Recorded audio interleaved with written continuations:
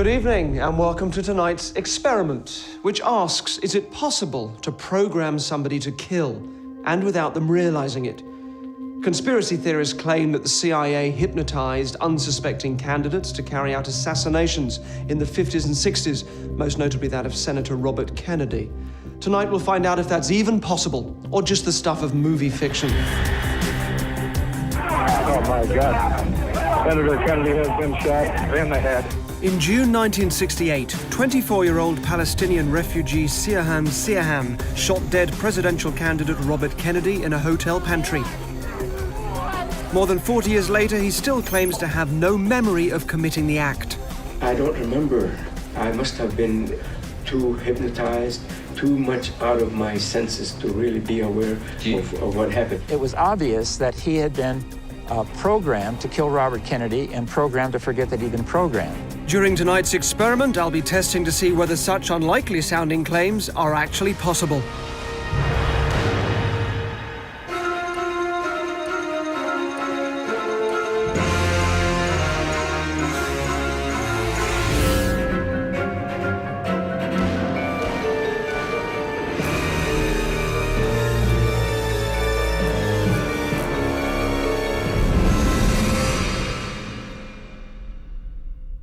So, I'm about to give a demonstration of hypnosis to an audience of people who've applied to take part in my show, and I haven't prepared these people in any way. I'm going to show you from scratch how it is that I can create a hypnotic state.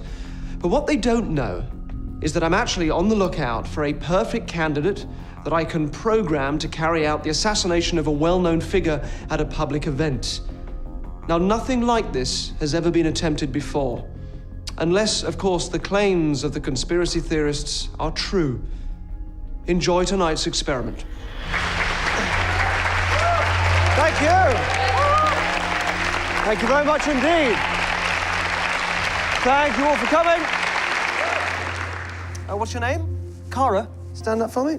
Let me take your hands. Just press your palms together like that. And really press them together. And look at me right here. Then I'll just close your eyes for a second. The more you try to unlock your hands when I let go, the more you try to unstick them harder and harder, the more they keep on pressing, just like this. And the more you try now to unstick those hands, Cara, the more they keep on sticking. So what's going through your head? Let me get you a microphone. Thank you. Now, you're fully wide awake. Yes. You're not in some weird sort of zombie-like state or whatever people think hypnosis is. No. And they're genuinely stuck, aren't they?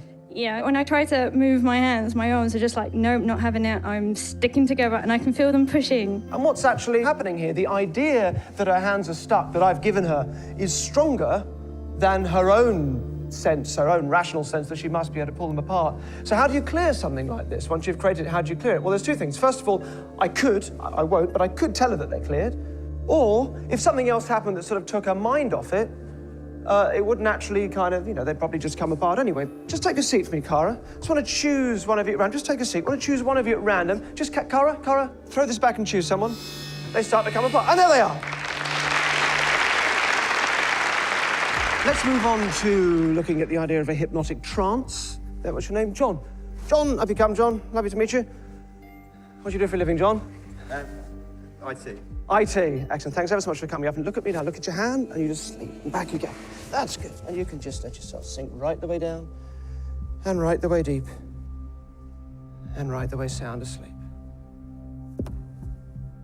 So it looks very impressive. It's one of the most dramatic demonstrations of hypnosis to be able to hypnotize somebody like that. It's called a snap induction. What's actually happening there is I'm interrupting an automatic process for John. Shaking hands is something you don't think about. It's just this automatic process.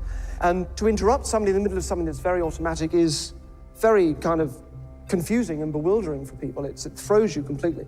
And at that point, you'll become highly suggestible because you want relief from the confusion. So if you induce that confusion by interrupting an automatic process and then give them a specific piece of information like sleep, not everybody, but most people will absolutely kind of embrace that.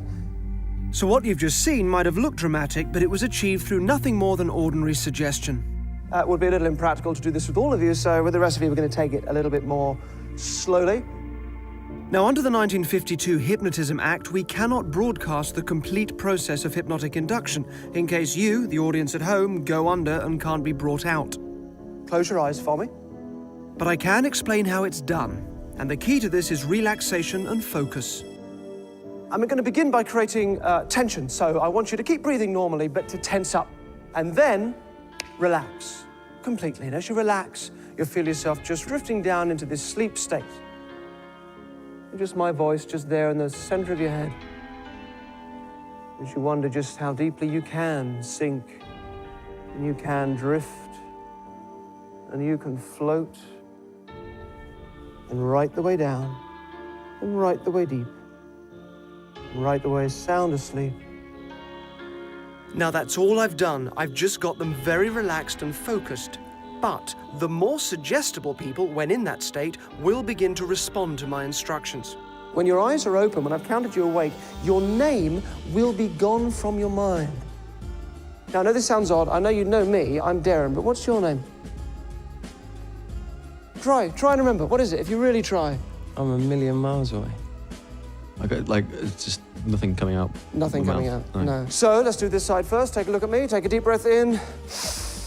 And then just sleep right the way back down, right the way. They appear to fall asleep because I click my fingers. In reality, the mixture of my confidence and their expectation that that's what they're supposed to do is enough for them to take it as a cue to go back under.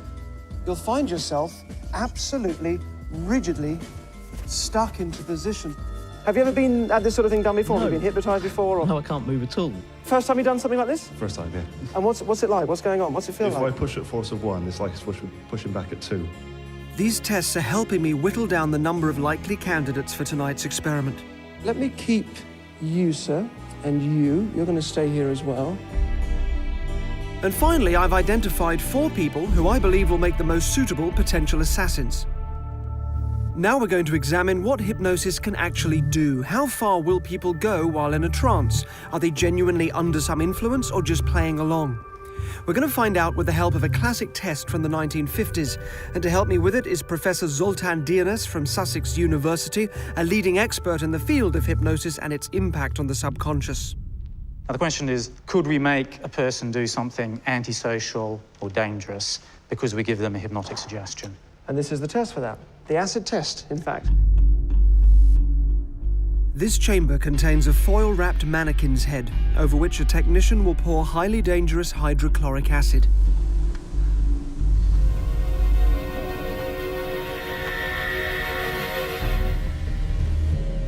My 4 candidates are kitted out with safety gear and a beaker.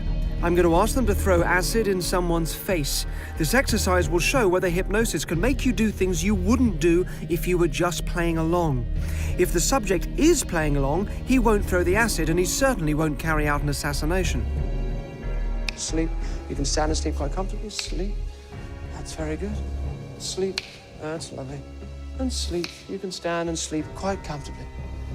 Excellent. Very good.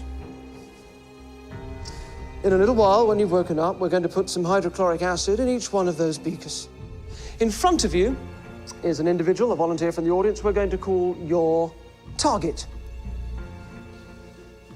And when you're awake, after a little while, you will see a blue and white polka dot handkerchief.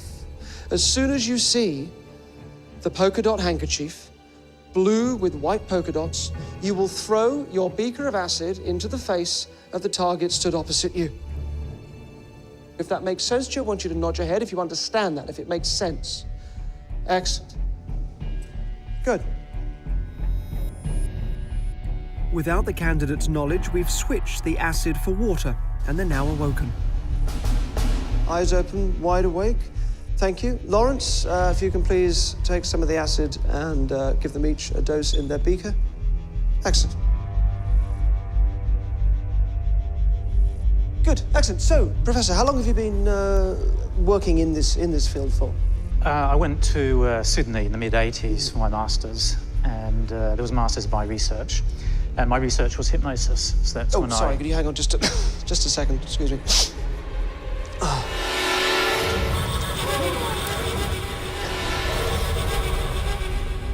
Excellent. 4 out of 4. All 4 commit a highly dangerous act.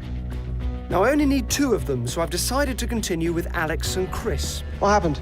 Yeah, I just kind of instinctively did it. I just had the impulse to throw it in his face. The final candidates are about to be put through a challenge that could seriously affect their health. The ice plunge test, overseen by Dr. Stuart Derbyshire, Director of Pain Imaging at Birmingham University.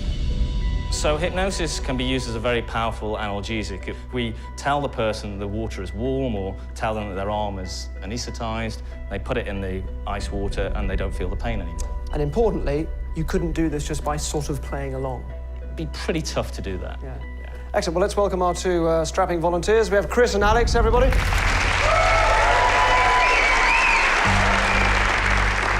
With the water temperature approaching freezing levels, Alex and Chris can only keep their arms in the ice bath for just under 7 seconds.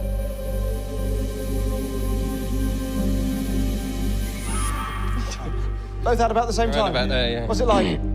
Horrendous. It is very cold, isn't it? Good. Sleep and stand and sleep. Sleep. This should change once the hypnotic suggestion is planted. Completely comfortable. You got to lower your arm in.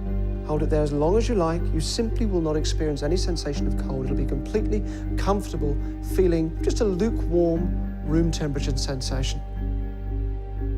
Open your eyes. Be wide awake.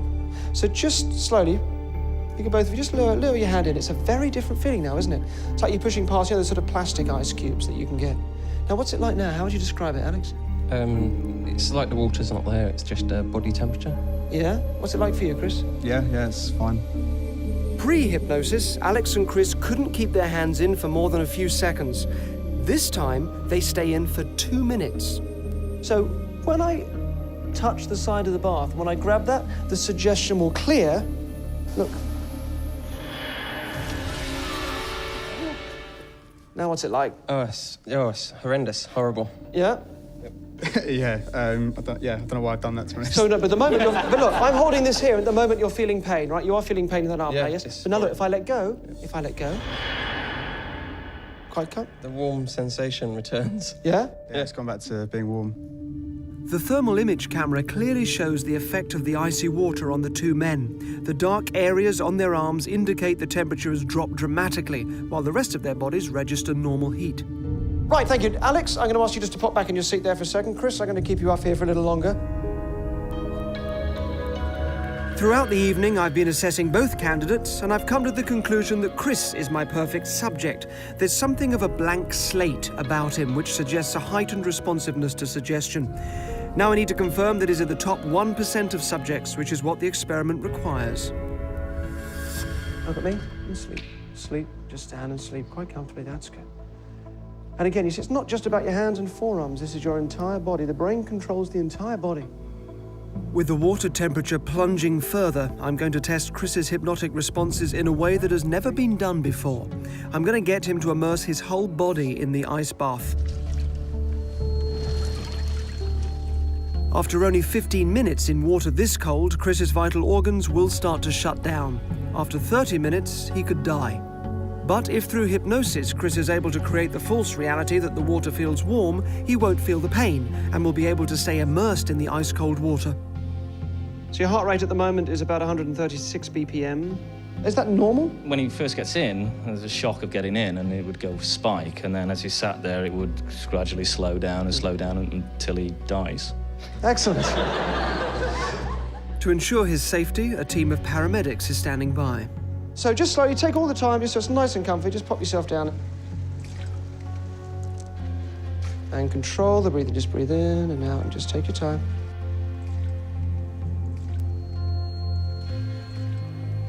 After 1 minute in the water, Chris's heart rate has dropped from 136 beats per minute to 107. At 50 BPM, the paramedics will be forced to step in.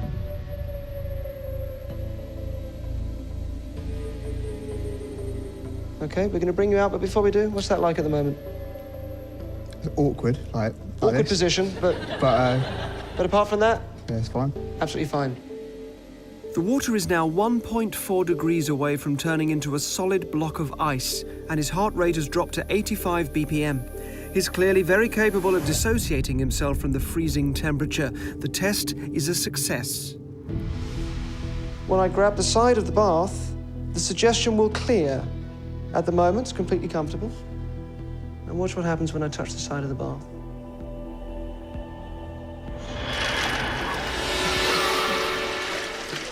Okay, I would step out.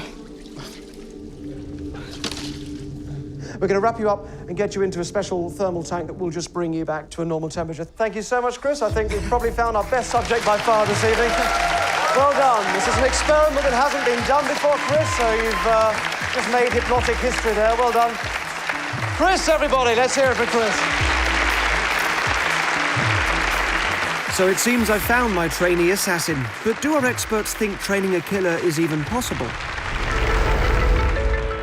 We talk about the acid test just for a moment, which really interested me. It looks very dramatic. 4 people just throw acid in the face of other people, but of course this isn't quite real life in this sort of situation, is it? That's exactly right. Because this is a TV studio, part of the person will infer that this is safe. What about the kind of CIA stories of programming somebody to become an assassin and go and kill somebody in real life, not in a sort of mock-up situation, but in real life? Would you expect that to happen? No, we have good reason to think that people would not do that. These are just myths. I mean, the only way you would get somebody to do that if they're already predisposed to do that. In other words, if they quite like the idea of killing somebody, then you give them permission to do it. And if there was no sign of that, just a regular guy? No, you can't get a regular guy to go and kill somebody for no reason. Fantastic. Thank you very much indeed. You're welcome. Thank you so much. Thank you both for coming along today. Excellent. Cheers. So the academics seem pretty certain that what I'm attempting here is unachievable. And it may be. It really may be. The whole point of this is to find out whether or not it's possible, so only time will tell. If this experiment is to succeed, neither Chris, a sports marketing executive, nor his family and friends can have any idea that I'm going to try and program him into becoming an assassin. As far as they're all concerned, he's simply taking part in a show that explores the limits of hypnotism. We talked to the people closest to him and slipped in some questions about violence. He's a very peace-loving person, so I can't imagine him being violent in any sort of way. I don't think Chris would do anything bad to anybody. Ultimately, I don't think he'd hurt a fly. Interestingly, this is what the younger brother of Bobby Kennedy's killer, Sirhan, says about the convicted assassin's character prior to the murder. If we were sitting here and a fly happened to venture in, Sirhan would open the door, and he'd try to make it go out again. It's just not conceivable to me that he would take a gun and actually use it against a person. In order to condition Chris to become an assassin, I'll be using brainwashing techniques allegedly employed by the CIA's MK-Ultra program in the 1960s. There are 2 key stages to this process: the Marksman mode and spontaneous amnesia. Eyewitness accounts report that Robert Kennedy's assassin, Sirhan, was in a trance-like state during the shooting. Under hypnosis, the convicted killer has since said that he thought he was firing at a target in a rifle range and not at a human being. He claims a mystery woman in a polka dot dress pinched him on the shoulder to send him into this range or marksman mode. I'm going to try to create a similar mode for Chris, which will come into play if and when he attempts to assassinate his celebrity target. So I've brought him to a rifle range just outside London to meet Angie, an independent firearms instructor. So the point of today is to see how hypnosis can improve marksmanship and your aim. Have you ever done anything like this before? Not really. Not really? Bit of paintballing. Oh, okay. Well, this is a bit of a step up. This is a lever-action rifle, such as every American child is issued with. And we are using live rounds here. Yes, we are. Because Chris has never fired live rounds before, he's getting a safety briefing and an introductory lesson in how to shoot a gun. He starts with the Winchester .38 caliber lever-action rifle. Rack it down. That's it. Right back there, that's it. And a nice gentle squeeze. The back at the side.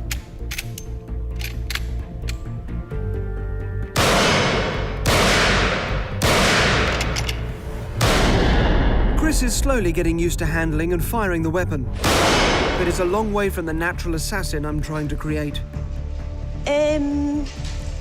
Not very good. On his first attempt, Chris completely misses the bullseye. You've lifted the front sight, and it's reacted and brought the bullets higher. Okay. Chris believes we're here to improve his aim through hypnosis. Just take a deep breath in, and then just go back into that sleep. And you bring the gun up, breathe in, and then a comfortable, steady breathe out. And it's on that out breath that you squeeze the trigger. His aim may improve, but more importantly, I'll also be creating the marksman mode he needs to slip into during the assassination attempt. There's a mode that you move into, and we'll call it the marksman. It's almost like a personality within you that you move into when you bring the gun up.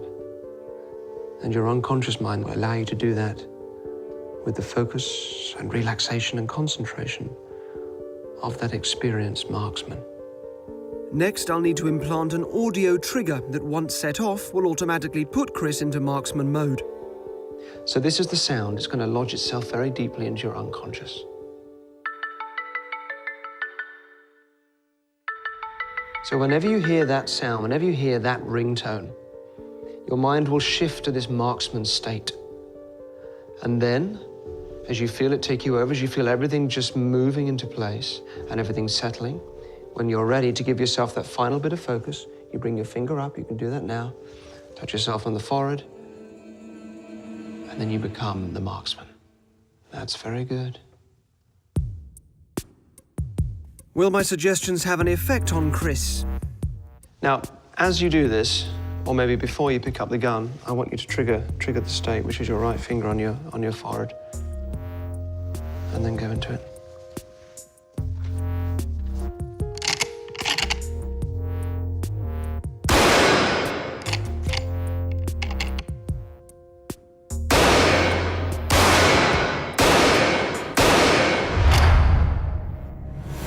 Remember, the first time, Chris completely missed the bullseye. Wow. That is brilliant. That's amazing. So you've got two right in the very center, and then one just on that outside bit, and then the other two very close. That is very, very good. And you've never done this before with a real gun? No, not at all, no. That is really good, isn't it, Angie? To get groupings like this on the first time of shooting is absolutely amazing. You've done really well. Excellent. This is very impressive. I was expecting some improvement, but nothing like this. In the marksman mode I've given him, he's hit 2 bullseyes. Now we give Chris a different gun to make sure that his improvement isn't a fluke. What he doesn't know is that it's similar to the pistol he'll be given for the assassination. This time I use the ringtone to trigger the marksman mode.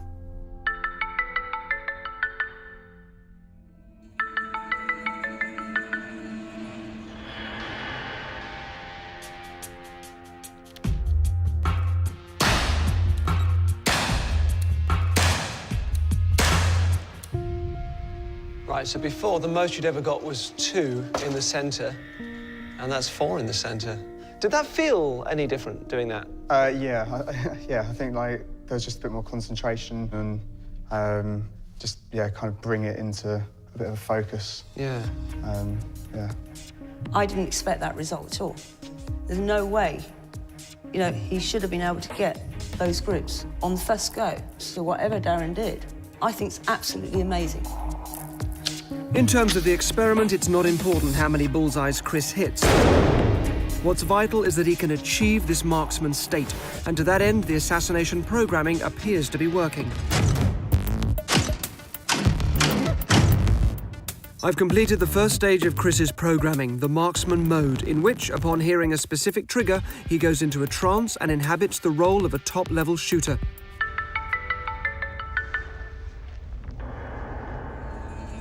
Each time he enters the marksman mode, he should believe he's back at the rifle range. I want to make sure this happens, so I brought him away from the gun range to this warehouse building to repeat the test. What was that like? Where were you? What was your experience of doing that? I found it quite easy to actually go back as if I was there at the range.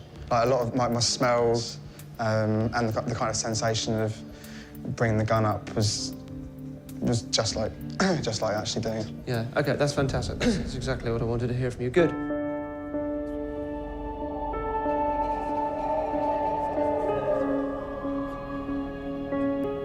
In the second part of the assassin programming process, I'm going to create gaps in Chris's memory, a form of spontaneous amnesia designed to make him forget his actions if and when he attempts the assassination. Sirhan claims that he has no memory of killing Bobby Kennedy. I have never been able to remember what happened in that place at that time, but I have not been able to remember many things and incidents which took place in the weeks leading up to the shooting. In March 2011, he was denied parole for the 14th time because he hasn't shown enough remorse or taken full responsibility for the crime that he says he doesn't remember committing. We note with some degree of distrust, quite frankly, you're remembering parts of this and not remembering others. Do you remember the last time you had amnesia? No. It's not a question, but it's if you think about, for example, when you drive home. Do you drive? Yeah. Yeah. So have you had that experience of driving in a car when perhaps you're taking a familiar route home that you've taken many times, and you get home and you can't quite remember taking the journey? I mean, these are quite ordinary everyday experiences, but you know that feeling. Yeah. Good. I want to show you how you can create that, and also to be able to go into the trance with your eyes open. I want you to look at this pattern. And as you look at that, I want you to go into the trance, but keep your eyes open. You will have absolutely no memory of anything that occurs during the time that you're in the state. And whenever you see this polka dot design, whether it's on a screen like this or on a handkerchief or anywhere, you will move instantly and comfortably into this trance state.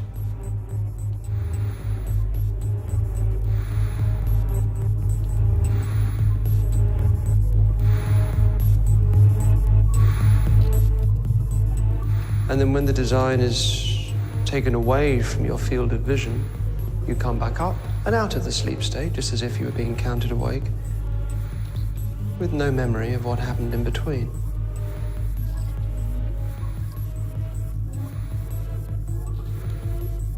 So you can look at the screen for a bit there, and then you can stop looking at the screen. How long were you looking at the screen for? 10 seconds. 10 seconds. Oh, that is probably about right, isn't it? Excellent. Stand up for me. Just come and stand about there. Your PIN number that you use at the moment, do you use it for loads of things, or is it just for getting cash out the machine? Mainly just my cash machine. Okay. So if I was to tell you your PIN number, if I could work that out from you, you could actually go and change that, and it wouldn't be a huge deal. You're not upsetting a million other things that you use the same number for. No, not particularly. No. Okay. All right. Good. So you're happy for me to do this if I can get it? Yeah. Yeah. Okay. All right. Think of your PIN number. You got it? Mm-hmm. Just think of the number. And obviously you wouldn't have told anybody what this is. No, that wouldn't make any sense. So just think of the number. Good. That's good. Say the number. 1054. Good. Just think of it. Visualize the number. Imagine yourself at the machine. Look at me. 1. Yeah. 0. Yeah. 1054. Is that correct? Yeah. Is that your PIN number? Yeah. Good. I was pleased I got that right. I thought I was going to get that wrong. PIN numbers are difficult. Thank you very much for today. No problem. Excellent. It's been a fun morning. Thank you. Yeah, it's quite strange that he knew my PIN number because I don't tell anyone. It's not like he could have asked someone who knew. I haven't told him, I haven't written it down anywhere. So I'm baffled, I guess. I don't know how he worked it out. Chris was doing well, so after a long afternoon, it was time to unwind and have a chat. Good shoes, by the way. You always seem to wear really good shoes. They're it's just impressive. I like shoes, and very good shoes. Thank you. I used to be a pickpocket when I was younger. Okay. And I used to steal all sorts of things from people, and used to take people's watches. There's a way of, basically, as you sort of talk to somebody and take hold of their wrists and so on, you can remove a watch from their wrist. And ties and all sorts of other things, wallets, obviously. And the most impressive thing that I used to steal from people when I was a pickpocket, only for entertainment reasons, was people's shoes. This is how I sort of got into liking shoes, I guess. And would you just sort of, don't look at your shoes at the moment. I don't want you considering too much how obviously well they're tied up and everything, but how do you think that I could just steal your shoe from you without you realising?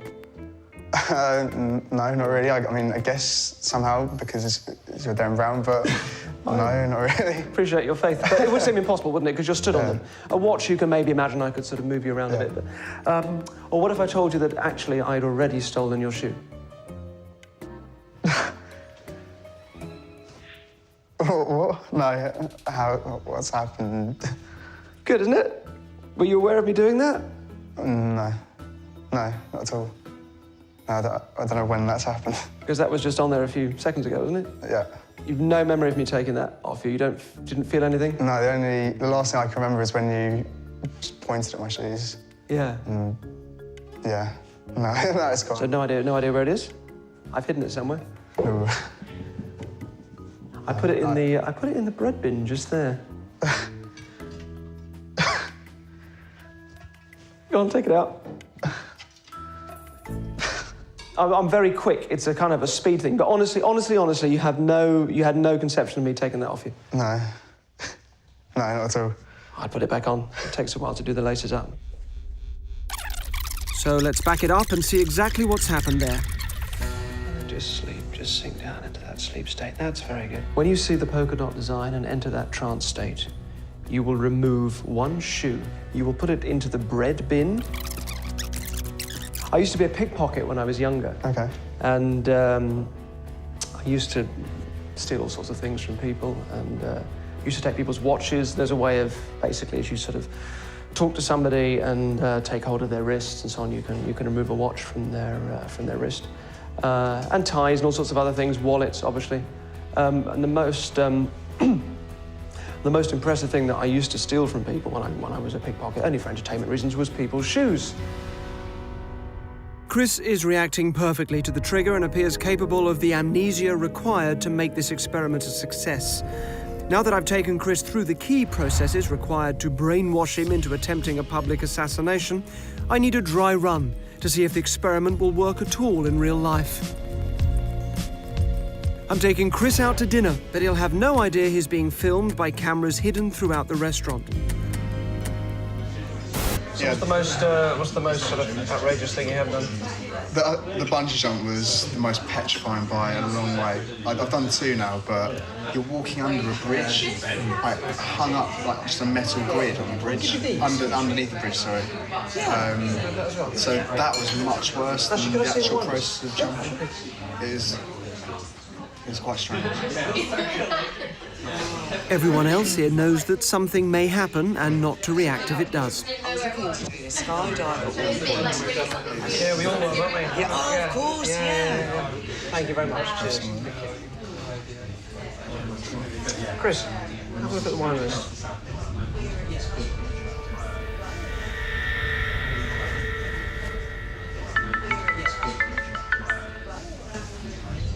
This is the first true test to see if the training is working. Will he complete the task I'm about to give him? Excellent.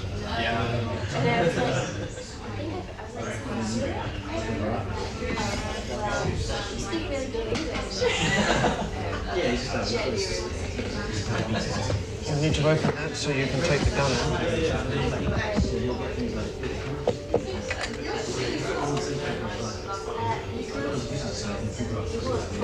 Now your target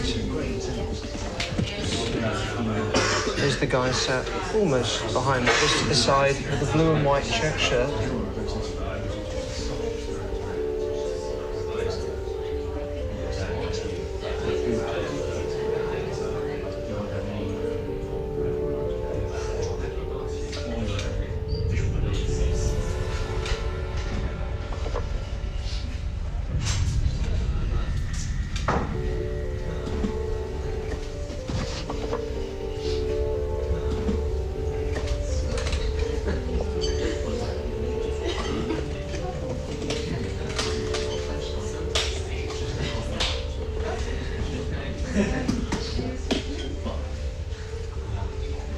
You can wake up whenever you're ready. 3, 2, 1. Look at that one, there's nothing in it. But when you've got all those things tied around your ankles and you do a drop like that, do you feel it yank? In order to find out whether Chris really did pull the trigger without having any knowledge of his actions, I've arranged for him to take a lie detector test, run by the UK's first polygraph examiner, Bruce Burgess. What I want to test today is to see at what level that hypnosis is working at. It's important to me that it is genuinely really happening and that when he can't remember, he really can't remember. Right. So this is to see whether this can essentially beat a polygraph. Well, if he genuinely doesn't believe that he did it and he doesn't remember he did it, then he will come out truthful. Exactly. No question of that. If Chris lies, there will be a peak in his heart rate, his breathing will quicken, and he'll produce more sweat. These are unconscious reactions, there's no way to mask them. In order to have a baseline, the examiner will first ask a series of questions Chris has no reason to lie in response to. Is your first name Chris? Yes. When you last went shopping, did you smell custard pie in someone's face? No.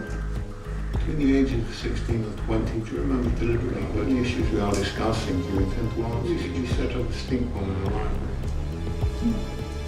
The other day when you were in a restaurant, did you shoot someone with a water pistol? No. So, you had a chance to interview Chris. What's your conclusion? Generally, I do not believe that he knows that he squirted that water pistol. I don't think he had any recollection of that at all. So if this were a case, your advice would be at this point that no, he didn't shoot a water pistol at somebody in a restaurant? That's correct. He was truthful. Writer, actor and broadcaster Stephen Fry is en route to a London venue where he'll be giving a talk to a packed house of fans.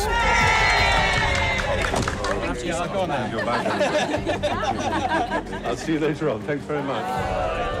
Two things need to be in place for this experiment to genuinely answer our question. First of all, Chris has to believe that the gun that he has in his possession is a real gun and loaded with live bullets. And secondly, he cannot know that he's being filmed. As far as Chris is concerned, this has to be a real-life situation. We've told Chris we need to film with him and Stephen Fry later tonight after Stephen's talk, and we've suggested that he might as well stay and hear the talk as well. He doesn't know we're filming. I am going to have to head back to the office now, which is really annoying. But is it all right if I give you something to give Derren after Stephen does his talk, and when you meet him after that? Is that all right? Okay. A member of my team takes Chris into an empty dressing room prior to the show. Okay. This is really important for you to know. Yeah. This gun is loaded with 3 bullets. So don't touch it. Yeah. Keep it with you until you see Derren and Stephen after Stephen's finished his talk. Okay. The thing is, I know you have it, but whatever you do, don't lose it. Meanwhile, his celebrity target, Stephen Fry, prepares to go on stage. Wow. Special effects experts insert fake blood packs into his jacket in case Chris does pull the trigger during his performance. A few minutes before Stephen's talk begins, Chris takes a seat in the auditorium, unaware that hidden cameras are filming his every movement. The people surrounding him, who include security guards and firearms experts, know about the experiment. But the rest of the audience is here just to see Stephen Fry and has absolutely no idea of what could happen. After 17 minutes, he'll get his first trigger. What happens afterwards will determine whether this experiment succeeds or fails. Thank you all. Good luck, everybody. So, ladies and gentlemen, please give a massive warm welcome, Mr. Stephen Fry. Thank you. Oh, thank you. Oh, very kind. Thank you. Oh, my goodness. Thank you very much. Thank you. Thank you so much. You're very, very sweet. Thank you for coming. It's incredibly kind of you to come to this this little event. I wanted to talk about an enthusiasm that has consumed me without me knowing it almost all my life. You'll understand why I say almost when I tell you about it. What I'm obviously thinking of is language. A few evolutionary things were necessary for mankind to speak language, but once we had language, then everything else followed. It is absolutely the spring of all we are. In our culture, we keep certain words in a special place in our brain. But I remember going to the Turkana people in northern Kenya. Kenya alone has 69 languages. And the Turkana people speak one which is related to only one of the other 69, the Nilo-Hamitic language. It's a beautiful language, it's rich, it's like English, it's full of... Oh, there's always one, isn't there? God bless her. Thank you. Well done. Amazing ideas, brilliant concepts. But it's been swamped. It's been swamped by Swahili. That's the problem, you see. These other languages, like Swahili, are swamping Africa, just as English is swamping Europe and the world and the internet, and Mandarin Chinese is swamping the Orient. No one really understands how to save a language or whether a language is worth saving. France, for example, has the language of Oxford. And the French have absolutely no interest, the rest of France, in saving it. Indeed, I went to visit the Académie Française, which I'm sure you've heard of, which is a very extraordinary institution. The Académie Française is for these ancient people who are great minds and thinkers, and they decide which words are allowed into the French language, which words are permissible, which words you might, say, are forbidden, and which words are not forbidden. So they also make words up. Courriel, they decided, would be their word for email. They were not going to have le email or l'email. Ordinateur, they decided, would be a computer, an ordinateur. And so they made up, words that were not allowed to enter the French language, which is, let's be honest, it's pissing into the wind. You can't.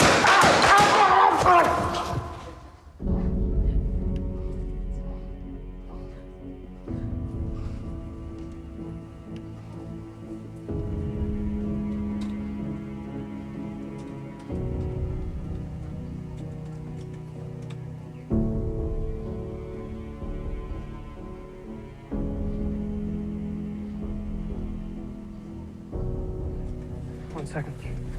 Stephen, happy get? Oh, good. Well done. Phew. There we are. Cool. You go and change your jacket. Thank you.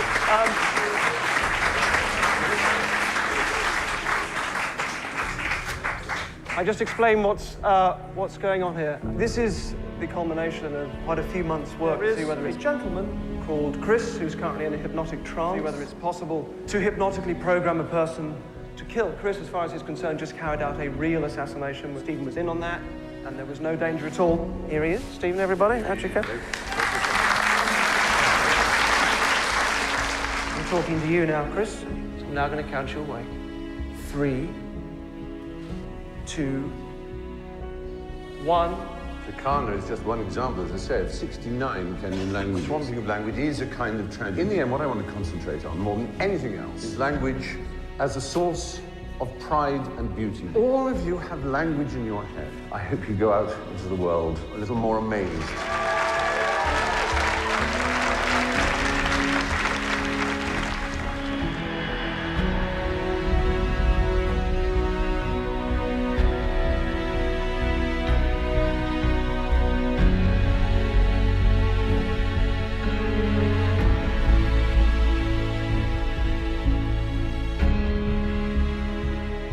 Anything strange happened during the talk? No. I'm going to show you some footage of something that did happen. We actually had a camera on you. I know we didn't let you know that we were filming, which was important. Do you remember that woman in the polka dot dress? No. Don't remember her turning around talking to you? No.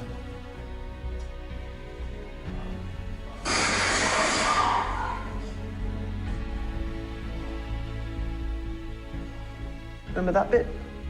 No. Yes, at the moment you will have no memory of this at all, but you just assassinated a national treasure. Yeah, you shot me. Okay, so look, you know when you have a dream and you have no memory of it, and then somebody says something that just kind of triggers it, and then bit by bit it just starts to come back. And if you do think about it now, just start to think back for me. It's just like a mental block that you have there at the moment. And you can just start to let that go, and you can start to let it... What's coming back to you? I remember the polka dot woman coming in there. And yeah, just kind of picking the gun up from the side like I was told. Where did you think you were? Nowhere, but if anywhere, it was closest to the range, because I could visualise the lights going down and the target, and picking it up felt like I was picking it off that bench. Did you feel anything when you were aiming a loaded gun at Stephen? Not really. No. Just felt like the outline of the target. Wow.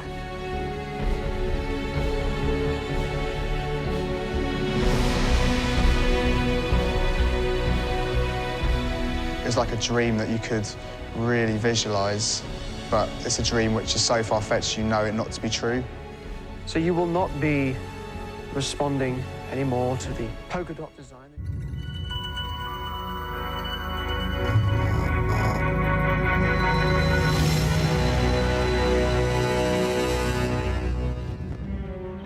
Tonight's experiment is about how easily we can be manipulated. Can an innocent person be persuaded to confess to a murder that he hasn't committed?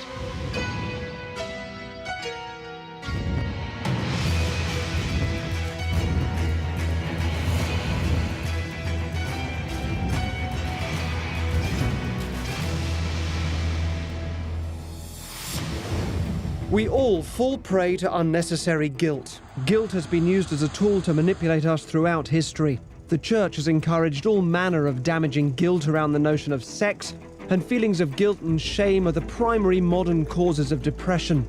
To break free from it, we need to first see how it can take us in its grip. To do so tonight, we need an innocent person, a really nice guy. Well, our innocent person is called Jody. He's on his way here now. We've invited him to a completely fabricated conference. He has no idea it's anything to do with me, and no idea that everybody he's going to meet here is an actor.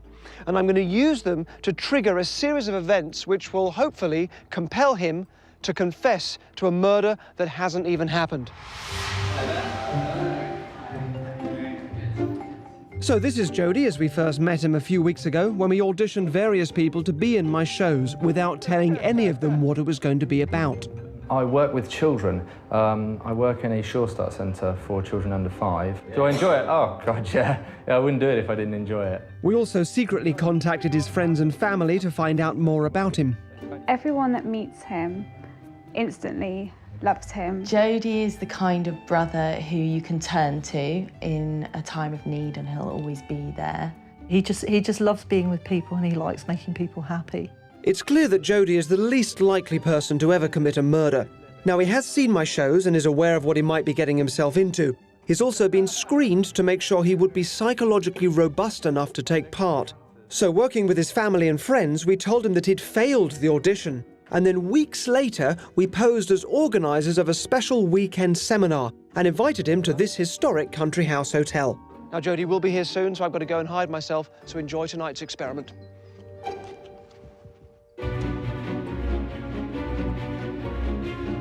Over the next few days, this house will host Student Futures, a seminar about getting students successfully into the workplace. We've invited Jody to give a talk on life as a recent graduate, and so far, he believes every word. During his stay, he'll be filmed by 21 covert cameras and one crew on the ground that Jody will be told is filming a promotional video of the event. Go to a tighter shot as we can on the group around the sofa.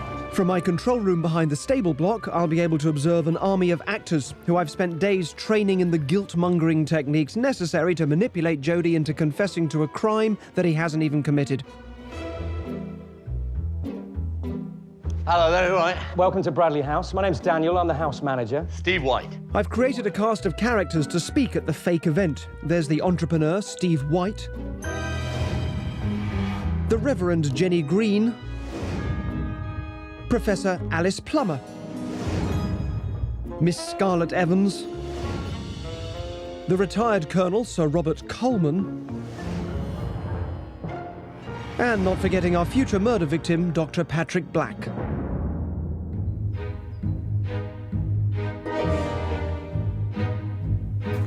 Here he comes, here he comes. Yeah, let's follow up on camera 3, please. Good luck, everyone.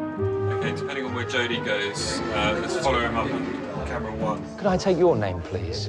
Jody Rasugin. Rasugin, Mr. Rasugin, there we go. And you are staying with us tonight in Bradley House itself. Okay, ISO2, give me a wide shot. Okay, if there's anything that I can help you with, don't hesitate to ask. Okay. And I'll just take you through to the library here. John and Mark, who the conference organisers, are here. That's John standing up there. Hi, how are you? Hi, Jody, John. Nice to meet you, mate. Come on in. How you doing? I run my own business. Yeah. I bet you're all really nervous. So what do you do at Plymouth? I did do a social work degree. I've just finished it. Brilliant. Yeah. Congratulations. Hi, I'm Steve. Oh, hi, Jody. Nice to meet you, Jody. Well, welcome again, everyone. It's lovely to have you all here. It's a couple of quick, short parish notices, basically. First of all, there are a couple of areas that are out of bounds, I'm afraid. We've got a few offices that are working out of the stable block. So basically, anything at the rear of the house is pretty much out of bounds. Local amenities. If you go into the village itself, Maiden Bradley, all that's there is a post office and a police station. So if you need anything, the best idea is to come and see us, and we'll provide everything that you need. Okay, so let's begin the experiment. So there are 3 things that I need to do in order to make Jody confess to that most horrible of crimes, a murder, and one that he didn't commit. And the first one is to create some triggers that I can fire to make him feel guilty whenever I want him to. So the way we're going to do that is to create some situations where he will feel guilty, and then whenever he's at the peak of that guilt, the actors are going to squeeze him on the shoulder, or I'm going to fire a sound of a bell off through the hotel, which I can do by pressing the button on here.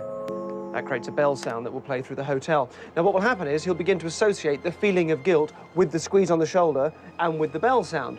And then I'll be able to fire those off to make him feel guilty. And that's just like when you hear a song that you first heard when you broke up with somebody, and then whenever you hear it again, it just makes you feel awful. And so what will you talk about tomorrow?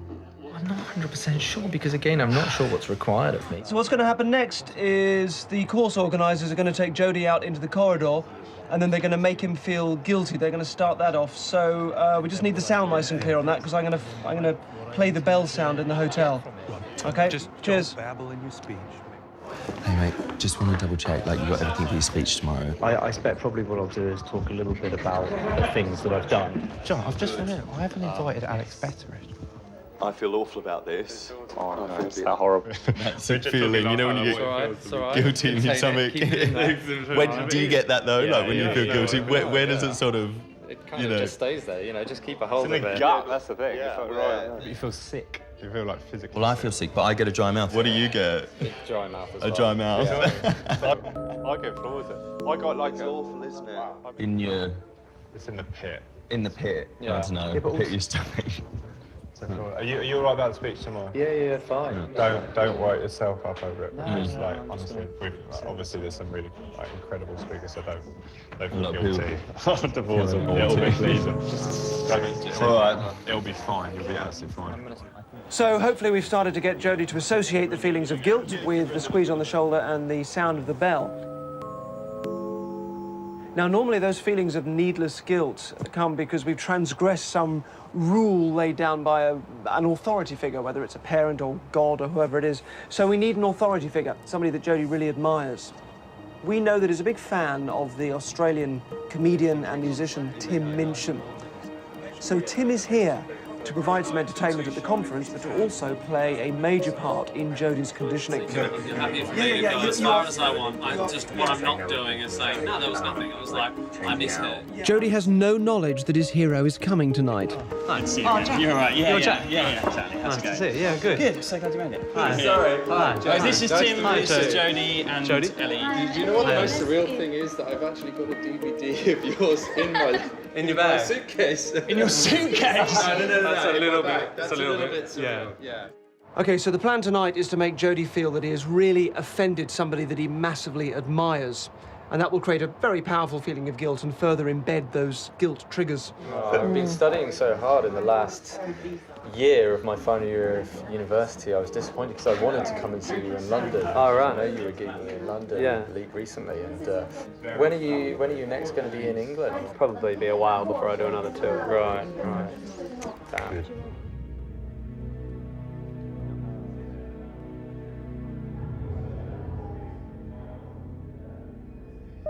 Okay, so although Jodie's done nothing wrong, the actors are now going to make him feel really guilty. I think he just upset him. Oh my God. He did look a bit upset. His face changed a bit. It's like, yeah. What did I say? It sounded very much like he said, don't be a And that's when his face changed and he walked off, didn't he? It did. It really did. I mean, I know you might use that sort of language at home, but I would find that really quite offensive. No, I mean, I would as well. I'm sure you called him a I'm sure. I didn't even mean to say that. I didn't say it. I didn't even know what I was saying. You might have said hunt said... or I don't know why you'd say hunt, but it might have been. I thought it was You feeling bad? I feel terrible. He did. I'll be 2 minutes. Everything okay? Did the gentleman with the longer hair... Oh, you mean Mr. Minchin? Yes. Yeah, I think he's just popped out for a few minutes. He's popped outside? I think so. I'm not sure. Yeah, I'm not sure which way. Is he going off to find him? Oh, no. Don't go out. Don't go outside. Nick, he's left. We don't want him coming round here. Nick, get him back inside the house. He might head round to where we are. Guys, keep an eye on those cameras. See if he's coming around the front. Well, he might not want to come down. You right, mate? We were just having a conversation with Tim, and we were talking, and I thought it was all casual and pleasant, and then suddenly he walked off, and the Reverend said that it sounded like I said to him, it was a and I would never say that to him. Next, Holly, his girlfriend, is going to give him a call, and we'll be able to find out now how he's really feeling. Holly is in on this, by the way. How are you? How's it going? Okay. A little bit weird. There's kind of good things and bad things. We've got some comedy. Any good? It's Tim Minchin. He just kind of appeared out of nowhere, and I was like, oh my God. I can't believe I've been speaking to him all night, and then Tim just kind of wandered off. He just walked off. What did I say? And they said, well, it sounded like you called him a What? And I was like, I said, what? I would never say such a thing. That's probably just a big misunderstanding and it'll blow over. Well, it is. It is. That's the point. It is a big misunderstanding. Whatever I said, I never meant to say anything offensive. I hope you enjoy the rest of your evening. I certainly can't go any worse. Poor old Jodie, and he has no idea just how much worse his weekend is going to get. So, with phase 1 now complete, we can make Jodie feel guilty whenever we want him to with our triggers. And the second phase is now to make him doubt his own memory, so that later on he can be confused as to whether or not he might have done something to feel guilty about. And the way we're going to do it is by creating a series of inexplicable changes around him, beginning with Dr. Black's red tie. So don't underestimate the power of networking. So, Dr. Black will start talking about networking and then start handing out application forms. Then you're looking at a situation where 50 people in that group become 500 contacts. So he's handing out the application forms. Excuse me, Camera 14. His tie is going to change colour as he does this, so we'll need to be on that.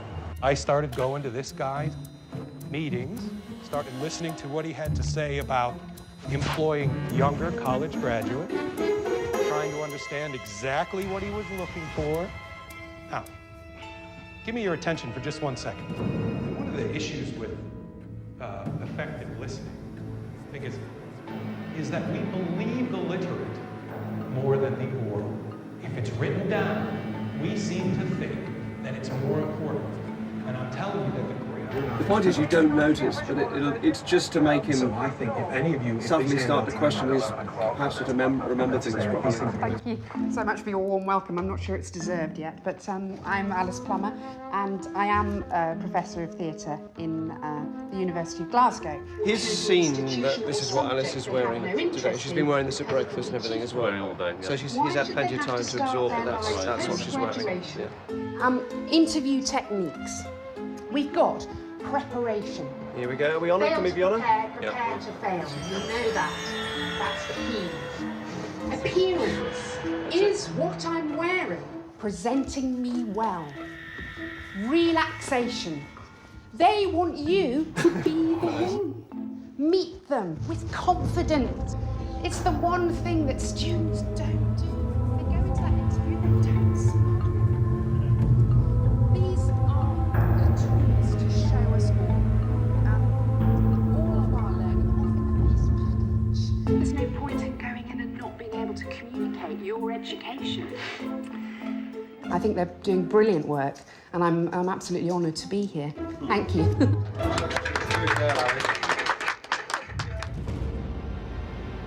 Jodie, if you want to come up. Okay. Thank you very much, ladies and gentlemen. Okay. See you on the screen. While Jodie's giving his talk, I'm going to sneak into the house and mess around with one of the rooms he's become most familiar with. So I was going, you continue. As a student or as an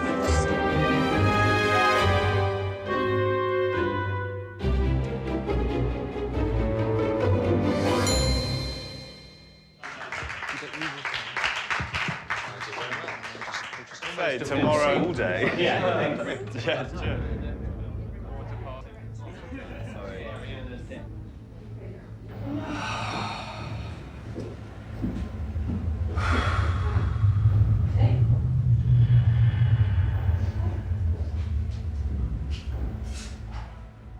So most of the changes have been quite subtle up to this point, but we're going to see how he reacts to something that happens right under his nose. Sorry to interrupt. Sorry, just to get clarification from what you said earlier. You said the size of the bathrooms. What did you say? Bathrooms? No, the late. Okay, no, sorry. Wait 1 second. Sorry, if what we better do is make sure that there's, you said transported. So you don't have to worry about any of that. And obviously all the files and this, that. Okay? Great. So, sorry again.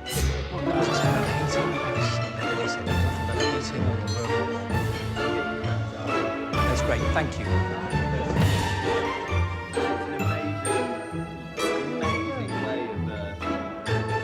But it's about having it set up as you go.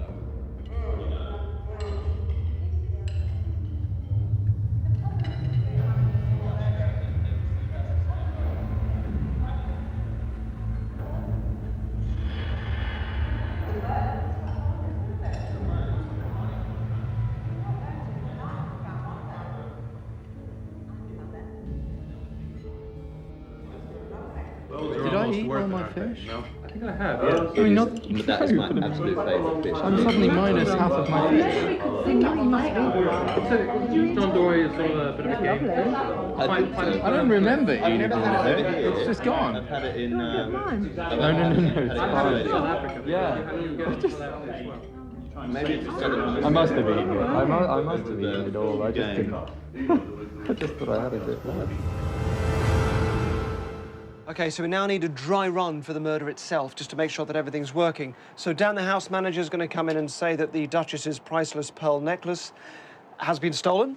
And Jack's going to say that he saw Jodie with it earlier on, which, of course, isn't true. And it's to see now whether a combination of Jodie doubting his own memory to the extent that he might question whether or not he could have had it, and the guilt that I'm going to trigger by setting off the bell sound will be enough to make Jodie believe that he could have actually stolen it and then go and confess to it. Amen. Ladies and gentlemen, I'm sorry to interrupt, but an item of jewellery has gone missing. It's a pearl necklace. Normally it's kept in a display cabinet behind locked doors, but for some reason that particular cabinet has been unlocked for the last few days. So if anybody has found anything... Jodie, was that the one you had last night? In the clasp? You were just holding it by the window in the drawing room. You were definitely holding it. I'm not saying you nicked it, but you were holding it last night. You know, three sets of pearls and it had a kind of clasp on it. If you do see it, then please come and find me. I'll probably be around the desk. John to send Jodie up to this room to get the shirt. I'll grab my shirt. I'm gonna go. Yeah, that's right, mate. Here he goes.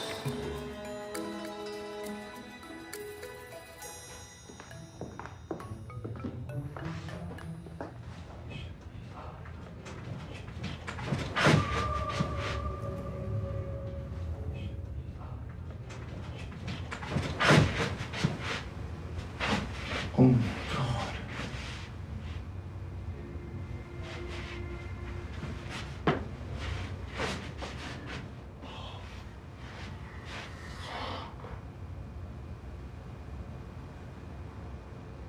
Guilt, anger is tripped.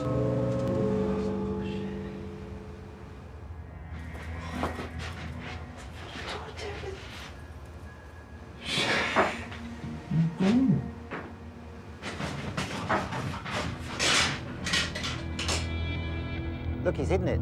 Oh, we know he's feeling guilty. He's hidden it.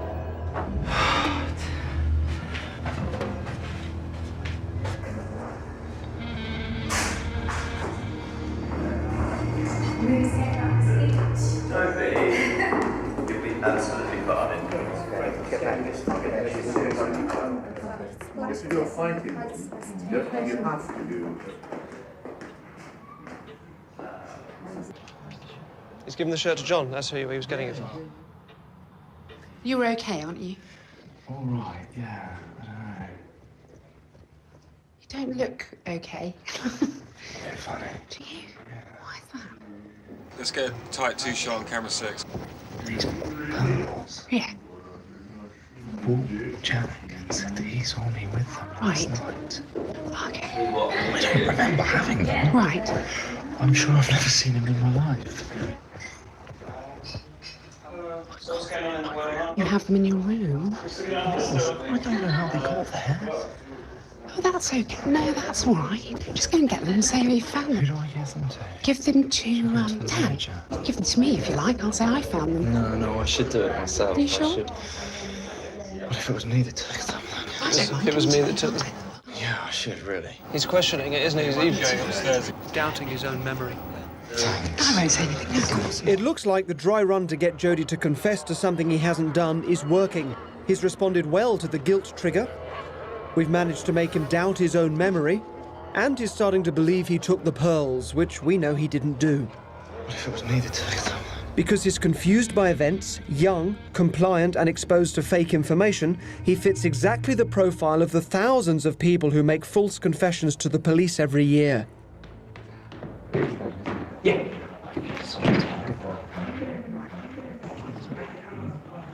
Oh, thank God. Thank God. Oh, no, don't worry. It's absolutely terrible. All right, that's absolutely fine. We'll just say that we found them. Don't worry. Thank you so much. Go and walk out and stay on camera 1 and Jody. That's great. I am going to go through and see them.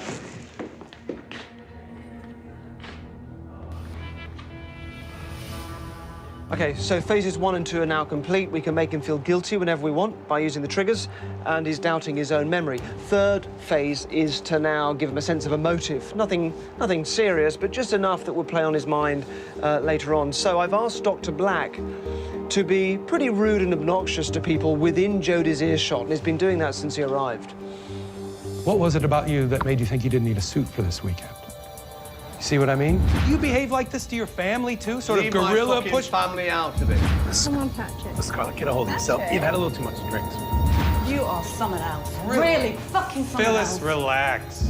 Now we're going to create a further possible motive in Jody's mind over a game of croquet. Two giants of croquet. Let's go. Whip his ass, Jody. So grab your weapons. Bash somebody's head in with this thing. You got your wallet with you? You got 20 quid in there? I'll put the 20 against everything in my wallet. Shit. The rules are flexible. Good work. Aren't you in that left room over there? Anyway, kid.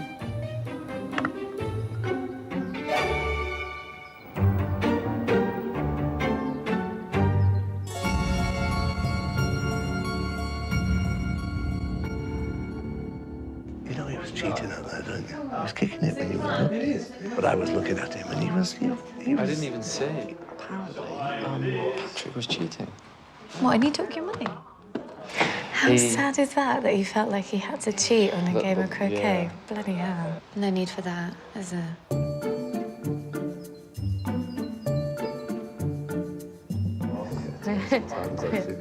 Oh, you're a star. Thank you very much. Yeah. There's no limit to what they can order, is there? Fantastic. I've told the actors to get Jody drunk. It's important. Have the champagne. Go on, lad. Who's not got one? Drinking each hand, Jody. Look at you. No, I haven't. Thank you very much, Steve. I was 5 and he was 6. We rode on horses made of sticks. You were black and I were white. You would always win the fight. Bang, bang. He shot me down. Bang, bang. I hit the ground. Bang, bang. That awful sound. Bang, bang. My baby shot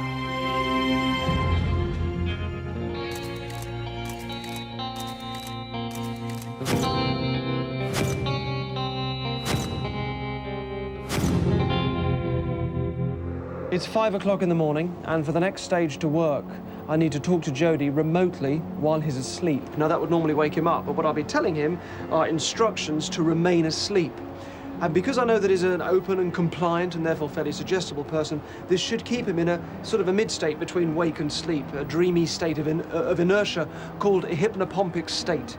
And I need him to be there because I need him to remain asleep while we get him into position. Jody had a lot to drink last night as well, which makes it easier. We've wired up the television in his room so that we can play in a recording of my voice. Jody, you can hear my voice, but you can continue to sleep. You can sleep, Jody, sleep nice and deeply. I want you to remain nice and deeply asleep. It's just a dream of my voice.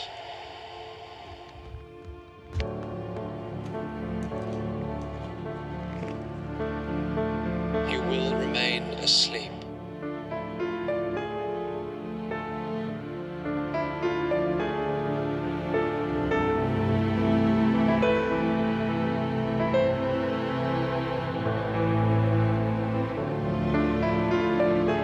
You can remain in the sleep with your eyes closed, deeply asleep.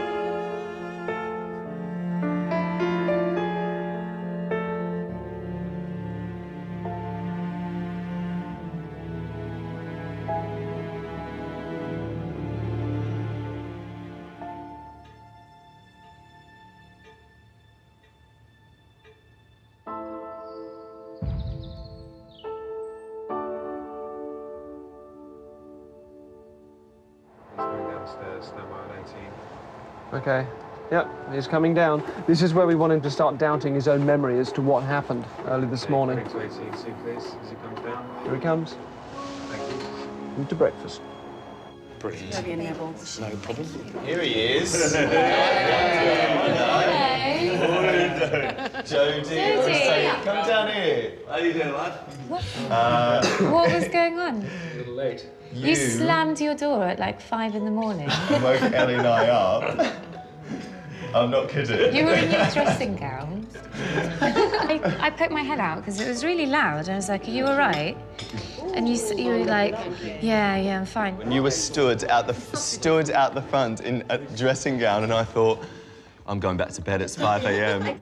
Jody, what were you doing? You don't remember? Maybe you were. I was outside. I know that. You know you were outside. When I've drunk champagne before, I do have a tendency to forget. Yeah, he's starting to buy it, isn't he? That's good. Did you see Patrick? Because he goes for walks, doesn't he? Have you seen Patrick? No. He'll be about. No, he gets up early.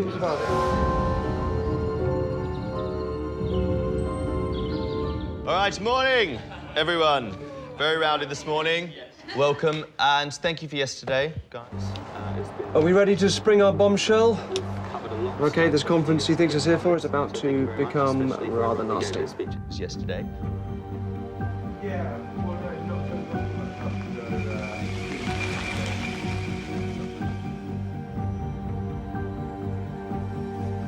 I just wanted to sort of go to finish with kind of where I was.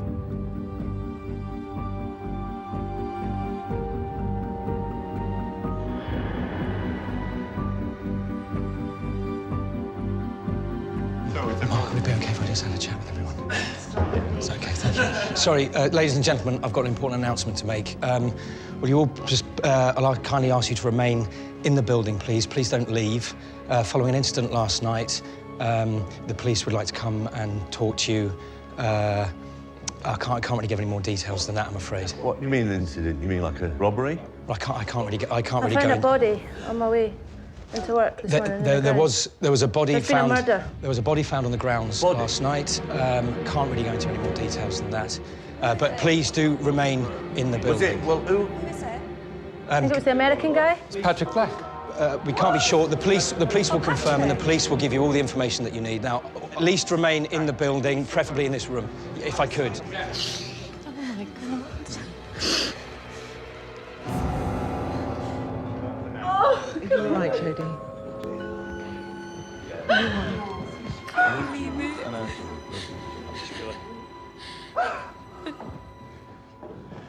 Good morning, ladies and gentlemen.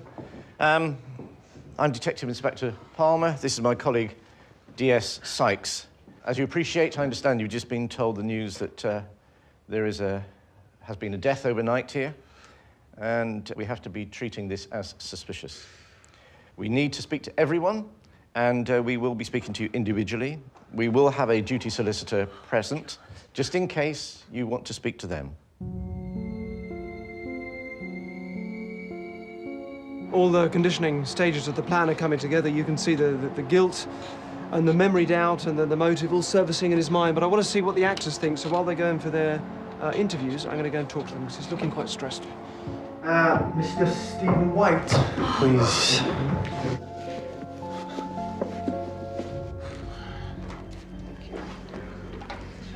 What's it like in there? It's all quite emotional, isn't it? See, it's just totally real for him. He's definitely just in, you know, in that kind of shock. Yeah. Of not knowing what's happening. You're right, Jodie. You sure? Reverend Jenny Green. That's me. He's not feeling very well. Just very, very quiet. You can sort of see him. See the cogs turning yet? No, they're not trying to trick you or catch you out. Could I have Ellie, please? But he was reassured by Jenny saying, well, they don't ask you any hard questions, and Alice was saying, don't make anything up, just tell them what you know. If you don't know it, don't say anything. He was like, right,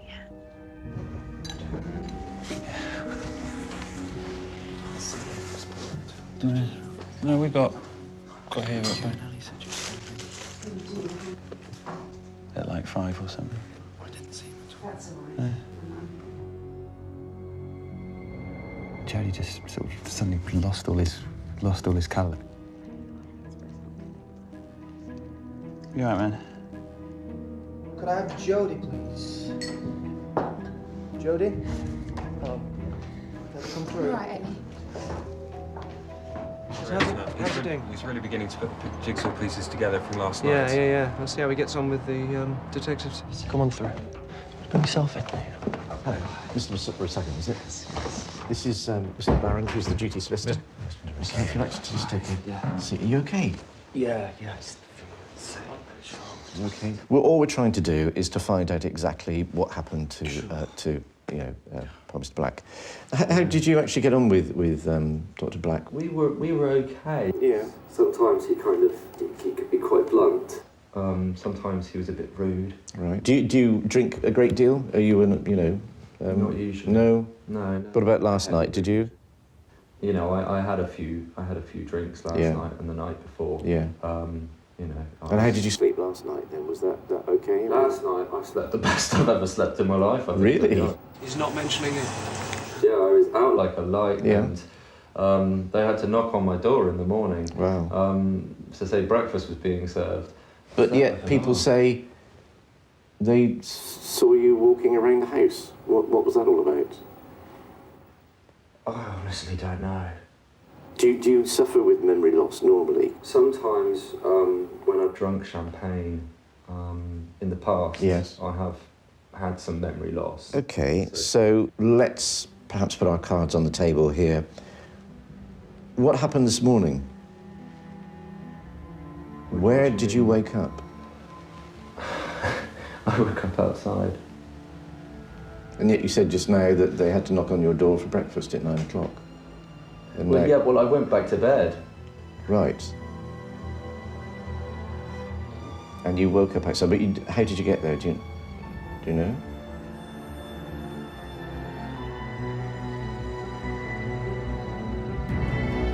Okay, Mr. Rusuggan, I'm very grateful for you to come in, and we'll work our way through all the others and have a chat with them. And are you sure you're right? You look like maybe you want to say something.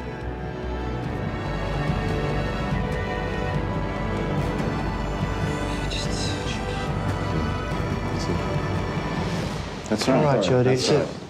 Okay. All right. Thank you. Thanks a lot. I'll walk back through with you. Yeah. Thank you very much. All right.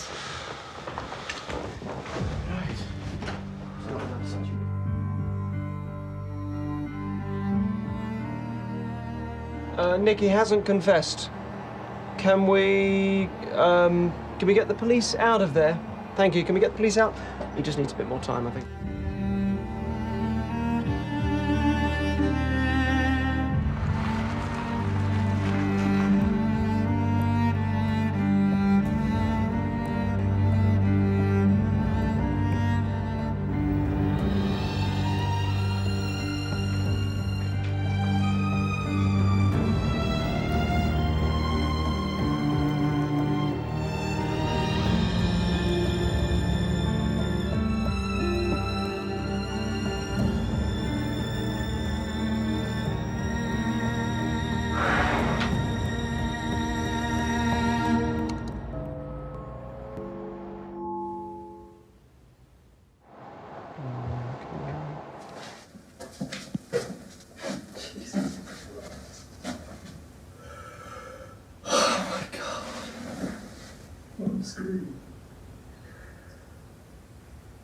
Jesus Christ.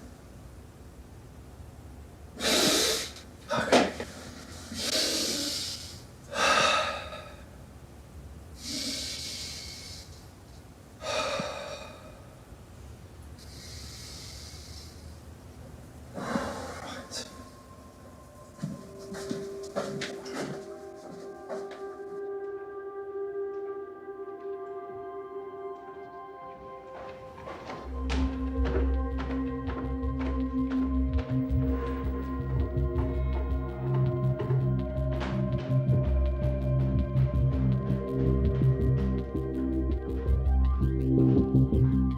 He's going to leave. He's going to leave. Going outside. Hang on a second. That's fine. He's leaving the front door. No cameras outside? Can we see through a window? Yeah, because you get the window shot. Can we go through a window, please? Nick, we can't see him and it's gone. He's running down the path towards the entrance of the gate. He's running offside.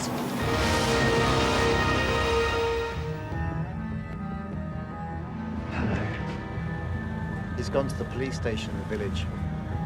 Right, okay.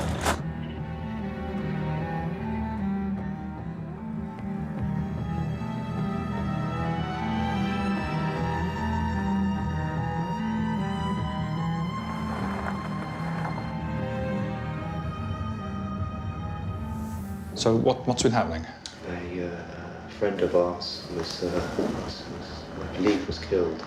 I woke up in the middle of the grounds in the garden. I don't know why or how I got there, but Okay. it's kind of coming together and... The police station is just up here, right. So, what makes you think you've been involved? There's a 2-hour gap between 5 and 7 o'clock where I was either asleep or Is that something you might do? whether I was conscious or not. We've obviously been aware of what's been going on up at the house, and we had these come off the printer a short while ago, and this is where this is how it's been played out. And I don't know if these jog your memory at all. This is how the doctor was found. The blood splatters on the walls.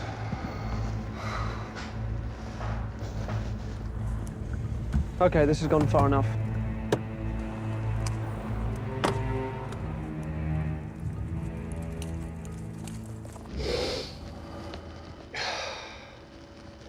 Do you think you might have done something? I think I might.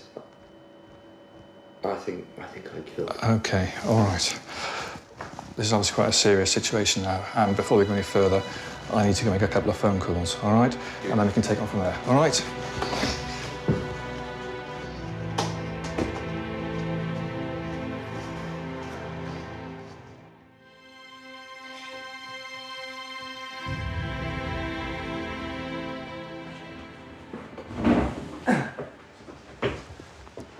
What are you doing here? I'm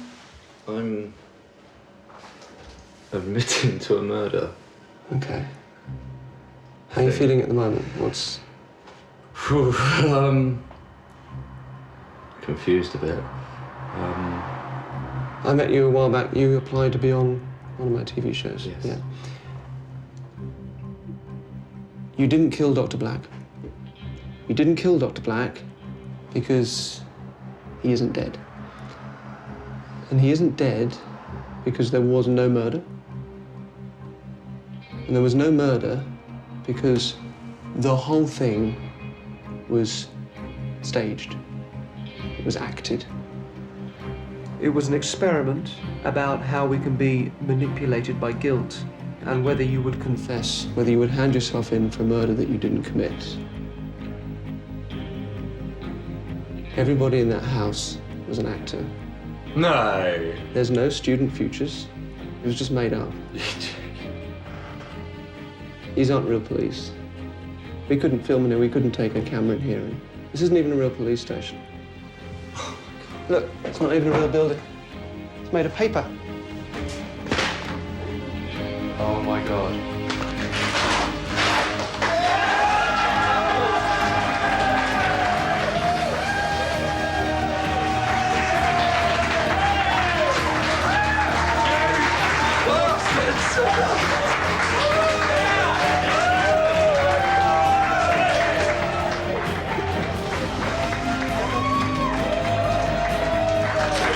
How lovely to see you. I'm really cold.